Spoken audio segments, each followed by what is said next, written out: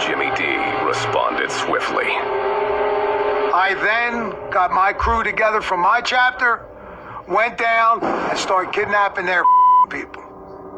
On February 26, 1981, Jimmy D kidnapped two made men. In a show of power, he forced them to drive through downtown Philly. We get to Broad and Walnut. The driver, I got a 45 to the back of his head, looks across the street, and there's 4 or 5 cops having coffee. He says to me, if you're going to shoot me, you're going to shoot me now. Pulls up on the sidewalk with the cops, thinking they were going to protect him. Got out of the car and started running. Jimmy D was not impressed and showed no mercy. I got out of the car and shot him in front of the cops. The mobster lived to tell the tale, and Jimmy D was arrested. But his stint in jail would be short-lived. Philadelphia was very corrupt. We had a lot of people on the payroll. I wind out getting out of jail on $750 bail for a shooting in Center City downtown. His payoffs of the Philly PD meant it would be a year and a half before the case ever went to trial. The club's war with the mob would continue, but according to Jimmy D, the Pagans never paid tax while he ran the gang. We're the toughest giant in the valley, and you gotta back that up.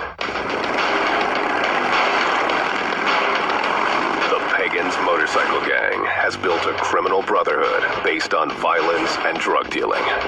They've stayed secretive and exclusive, maintaining their hold over their territory with their own set of laws. Pagans live by pagan rules. Don't want to be judged by law enforcement. Don't want to answer to society's laws. Pagans answer to their own code. This code is included in the Pagan Constitution, which governs membership requirements, the roles of women, and even the type of bike members can own. It's got to be a Harley Davidson, and it's got to be 900 cc's or more. That's in the rule book. That's what it's got to be. This is an outlaw motorcycle club with more rules than the Constitution. In order to wear the Pagans' name, members are expected to follow these rules. But Jimmy D says there's only one that really matters. The first rule is Mother Club is God. The Mother Club is what the gang calls its board of directors. The Mother Club sets national policy and club conduct. The chapters fall underneath its rule. The structure of the chapters is much like the military, with a sergeant-at-arms, an enforcer, and soldiers that come under the command of a chapter president, or what the Pagans call a diamondback. These leaders wear a 1% diamond patch on the back of their jacket. Their word is law. You gotta listen to your diamond. You gotta do whatever your diamond tells you what to do. The Pagans' ultra-secret nature is forged by this unquestioning attitude. I could, at 2 o'clock in the morning, be in a bar and say to myself, let's go visit the guys in New York. Let's go visit the guys in Pittsburgh. The fact that we could float around and find a home within riding distance on a motorcycle was one of the best parts of being a pagan. Though many want to become pagans, the road to membership is not easy. Denny's journey started in an unlikely way. I met some at a party and wound up meeting a bunch of Hells Angels, and I thought they were pretty cool cats. The Hells Angels asked Denny to join. His membership in the gang didn't go as planned.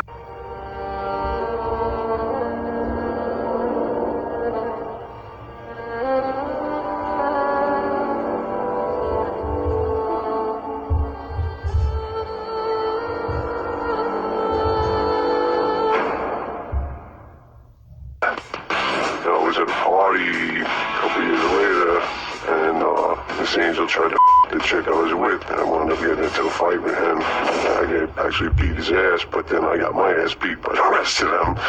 So I said, the Hells Angels, and I started hanging out with the Pagans. Denny liked the Pagans' rebellious and extremely secretive ways. He decided to become a prospect.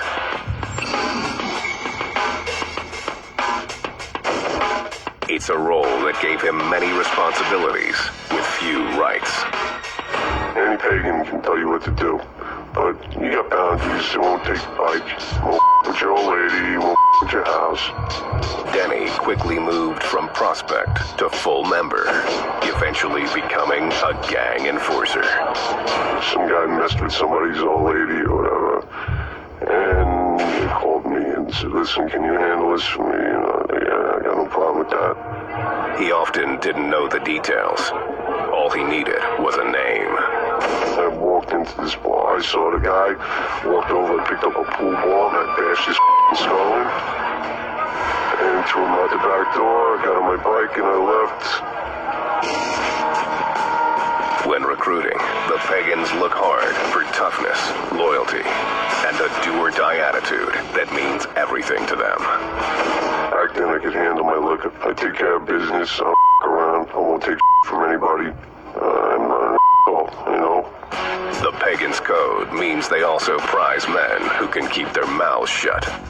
The gang has developed its own language to help members avoid the law. Argo means Argo yourself, and none you means none of your business. What those words are used for is, for an example, we get grabbed by the cops. They bring us in. The cops start questioning guys. We just yell Argo Nunya to each other, which means we don't talk. The answer to every question is Argo Nunya. Argo yourself, none of your business. It's a code between each other. The pagans react when a brother is facing the system, often using their numbers to protect their own. What you'll see inside the courtroom is 10 or 15 guys from the organization staring down the jury, staring down the witnesses, trying to intimidate the judge, trying to intimidate the prosecutor to make this case disappear. The pagan way also extends to the women who hang out with the gang. They aren't allowed to be members and are considered property of their men.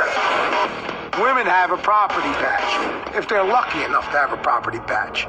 The property patch says property of Jimmy D. I mean, that's my property. It's like my motorcycle or my car. It's my property. I own that. I do with it what I want. You buy a car and want to paint it, you paint it.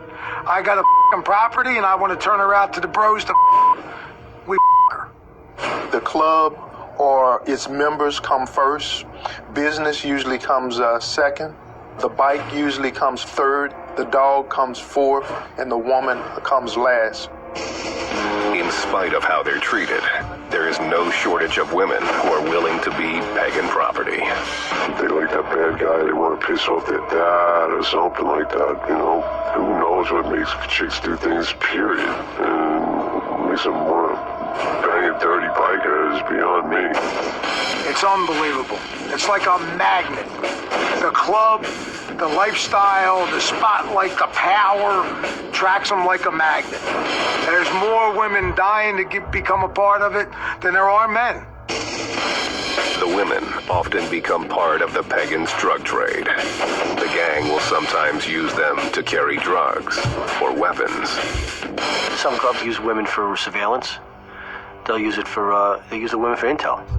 They'll use the women, put them in specific places for jobs.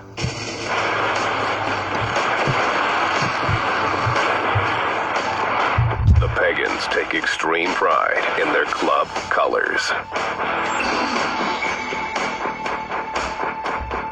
That jacket means more to them than their family does.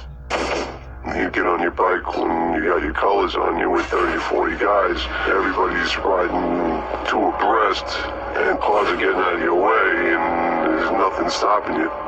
It's like having an extension of you know. Their logo is on the center patch of their jackets. The Hells Angels have that death's head that is a made-up character. The Outlaws have Charlie, who is crossed pistons and a skull. It's made-up cartoon figures. The Warlocks have Harpy, who's got a and it's half a man, half a guy. They don't know what it is. The pagan center patch is Zutar. It's a fire god sitting on the sun with flames around it. Sutar, he kicked the out of all the other gods. He runs hell. He's the man, Sutar. Squatted down real low like that to make all the other gods think he was a little guy. And he jumped up with that big fire stick, which is kind of like an axe handle, bashed all their brains in, and now he rules hell. The Norse myth of Zutar also inspired the gang's favorite weapon, the axe handle.